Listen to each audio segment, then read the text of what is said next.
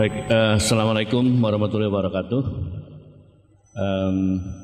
Terima kasih Pak, dari moderator ya, bukan provokator ya. Baik.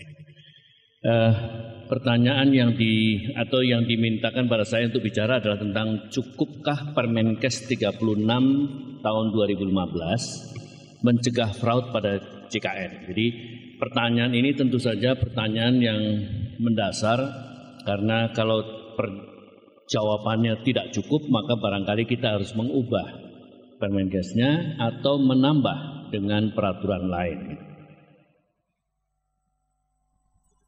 Nah, faktanya adalah kita bisa lihat sampai dengan tanggal 30 Juni 2015 itu sudah tercatat 175.724 kasus atau kejadian yang terindikasi fraud dan abuse di pemberi pelayanan kesehatan JKN ya, yang kemudian mengakibatkan inefisiensi sebesar sekitar 440 miliar. Jadi ini adalah angka-angka yang dikeluarkan oleh BPJS Kesehatan. Nah, kejadian yang paling sering adalah upcoding, ada service unbundling, kemudian ada keystroke mistake memang, dan kemudian ada type of room charge, dan kemudian unnecessary treatment. Jadi ini adalah yang sering kita jumpai sampai 30 Juni 2015. Kita lihat bahwa secara teori penyebab fraud itu kita sebut dengan fraud triangle theory, yang kita mengatakan bahwa ada 3 faktor yang mengakibatkan munculnya fraud. Ada motivasi atau pressure orang menyebutnya, seolah-olah ada orang yang menginginkan sesuatu. Kemudian ada rasionalisasi pembenaran apa yang dia lakukan itu, dan kemudian ada kesempatan. Umumnya kita mengatakan kalau dari sisi teori pidana, kriminologi, maka sebetulnya hanya niat dan kesempatan. Nah, niat ini adalah mungkin merupakan satu gabungan dari motivasi dan rasionalisasi, sehingga muncullah satu tindakan fraud. Nah, dalam hal ini kemudian apa yang akan kita lakukan adalah, atau sebelumnya kita detailkan dulu kira-kira mengapa orang melakukan fraud tadi. Dari motivasi mungkin akan orang mengatakan ini adalah kesempatan untuk memperoleh keuntungan dengan cara yang dalam tanda petik mudah. Karena sistemnya ada, semuanya tinggal kita kelabui sedikit sudah bisa. Yang kedua, ada orang mengatakan bahwa saya sudah bekerja keras tetapi JKN tidak membayar saya dengan semestinya, maka saya pantas untuk menaikkan atau membuat sesuatu sehingga lebih cocok dengan harga saya, kira-kira gitu. Yang ketiga, dia bisa mengatakan bahwa remunerasinya enggak sepadan. Nah, ini motivasi. Di sisi lain dia akan melakukan rasionalisasi dengan mengatakan bahwa apa yang saya lakukan sebetulnya adalah atas indikasi, sesuai indikasi medis, sesuai kebutuhan medis, atau untuk tujuan safety pasien. Maka saya harus melakukan hal-hal ini, tidak menggunakan alat-alat dan seterusnya gitu ya.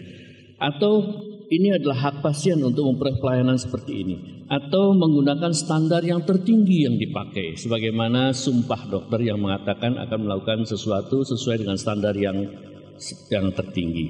Nah, selain itu mereka juga akan melihat kesempatan untuk melakukan, yaitu ada jaminan, ada penyesuaian coding, ada kelemahan dan seterusnya. Itu adalah hal-hal kelemahan yang merupakan itu.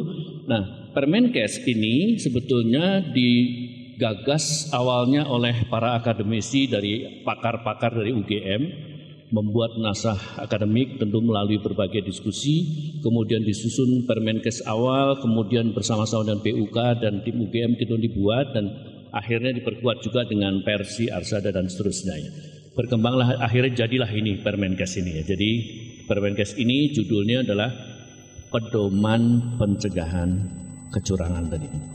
Nah, apa yang isinya kira-kira? Ini mencoba memasukkan segala unsur untuk menghilangkan triangle tadi. Dari motivasi kita masukkan etik profesi yang harus dimasukkan di sana, mulai dari semua unsur kita suruh masukkan ke sana.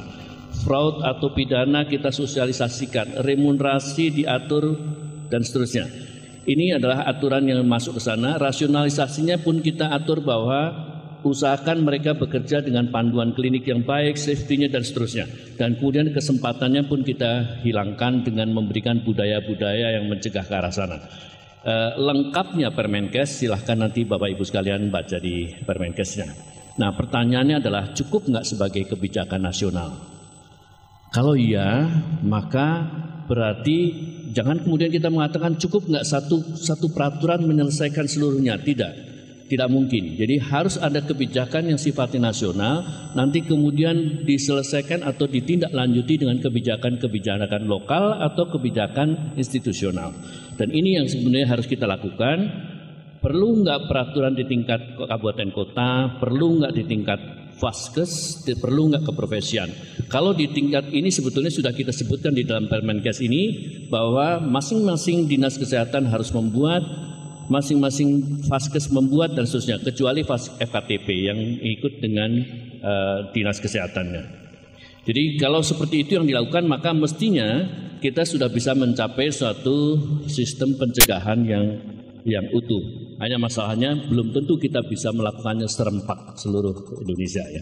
Nah, suatu sistem yang melibatkan berbagai institusi memang memerlukan kebijakan dan regulasi umum yang berlaku sistemik, namun tetap memerlukan kebijakan teknis di tingkat daerah atau institusional yang sesuai dengan sifatnya. Kebijakan teknis disusun oleh daerah atau institusi tadi sesuai dengan sifatnya tadi, sehingga mampu laksana. Terakhir, memang ada sanksi yang terintegrasi, yang pantas untuk diberlakukan pada pelaku. Terintegrasi artinya adalah tidak hanya pidana yang diberikan, tetapi juga ada perdata dan ada administratif. Saya kira demikian yang bisa saya sampaikan. Terima kasih. Assalamualaikum warahmatullahi wabarakatuh.